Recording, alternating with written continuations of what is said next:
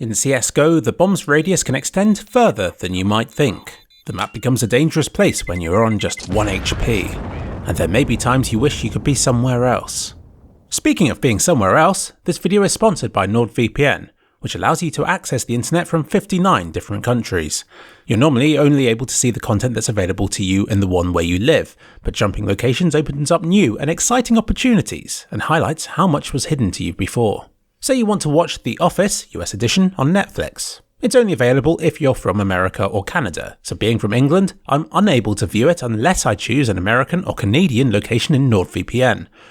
Once it connects, if I load up Netflix, then I can see that The Office is available to me. If you visit Spain, you can watch Lord of the Rings. Germany has several Terminator movies. If you go to Japan, you can watch Saving Private Ryan.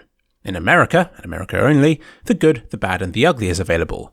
Australians can watch Interstellar. Brazil can watch The Green Mile, and so on. So if you've already got Netflix, NordVPN will open up so much more content for you to view. And it isn't just Netflix. YouTube will also offer more content, and entire websites which may be blocked in your country will suddenly open up to you. Get 70% off and use the code CLICKS to get an additional month free. So, where can you be safe on Mirage? This map's bombsite A is unusually large, but not big enough. No corner of this site is safe from a bomb that's planted closest to it. When I started this video, I set out to learn where you could stand with guaranteed 0 damage from a bomb explosion, but it turned out it was also fun to test where it would deal less than 100 damage, even in a worst case scenario. It doesn't show up on the radar overview as being part of the bomb site, but you can plant the bomb here for maximum damage reaching into CT spawn and the window room. And then this corner is the one that's closest to the top of middle and T spawn. In a worst case scenario, you'll deal up to 111 bomb blast damage from this corner of the bomb site here, and up to 110 in this one here. I wouldn't recommend standing in connector, what with this corner dealing up to 53 damage and this one up to 35. You'll sustain up to 96 points of bomb blast damage from in this corner here, which is still surprisingly high in my opinion. I never realised how close this spot was to that cubby in CT spawn. It's only about a metre away, which effectively separates this house here from this one here. And because these two places are so close together, you'll still sustain up to 85 points of damage in this cubby near CT spawn. Don't hide here.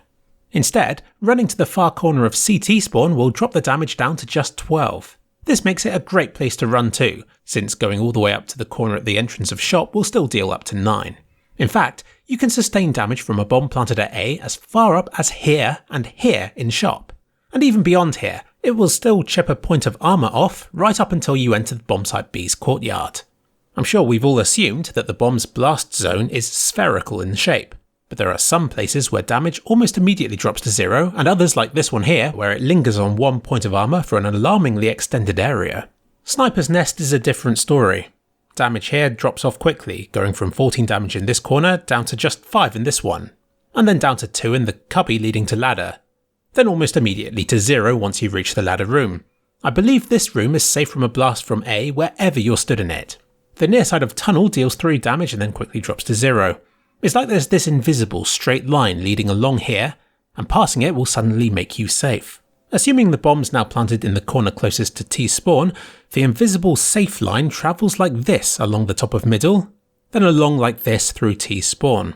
Looking at the radar overview, it's obvious how weird this is. It's not a spherical blast zone at all. I can only assume it's some kind of bug for the damage cutoff to travel along such a straight line. I swear, the bomb's blast is spherical, but that 1 point of armour damage extends it out to a cube. Oh, and you'll sustain a maximum of 14 damage if stood in this corner of Palace. Palace is one of those annoying places to test since it totally depends where along the edge you plant it, but you're talking double figures of damage until you clear this corner, then that annoying armour damage until you reach halfway through T-spawn. On to bombsite B. Obviously, nowhere around here is safe from a near side planted bomb. Damage in this corner of shop gets so close to dropping below 100, but one planted in this one specific spot will edge the damage above the lethal cutoff. I found planting in this corner just here to be the best for reaching into CT spawn and towards A. It will deal up to 77 points of damage to the near side of shop, then 2 damage as far towards CT spawn as where this cubby bit ends, and then it suddenly drops to 0 and you're safe anywhere near where that tank is parked. Despite being quite close to the site, the near corner of Sniper's Nest only dealt 66 damage, and the opposite corner of this indoor section just 7. I'm quite surprised that you can still sustain up to 7 points of damage in the connector to A. And again, there's a large zone where it will still deal 1 point of armor damage as far into bombsite A as this corner by the bench, and into the near corner of Sandwich. You're not safe from a bomb planted at B from A. Valve please fix. In fact, if a bomb's planted in this corner, then it can reach even further into bombsite A, affecting both corners of Sandwich, and even players stood on the corner in Tetris. Ridiculous. Damage extends up middle to the end of this wall, and then there's an area on the other side where it will still deal 1 point of armor damage. And last is the corner closest to apartments. It turns out anywhere in these is not a good place to stand. At worst, you'll lose more than half your health, so if the bomb's about to blow and you're stood here, my advice to you is to keep running straight into back alley. By the time you reach the entrance of house, the damage will have dropped to 2, and then almost immediately to 0. Standing in this corner of short, you'll sustain up to 38 points of damage, maybe even slightly more, if the bomb's planted specifically to target this spot. So that's Mirage. It's scary how far the bomb's blast can reach across what I thought was a large level. At least the cubby inside alley seems to be out of reach. So it's useful for that at least.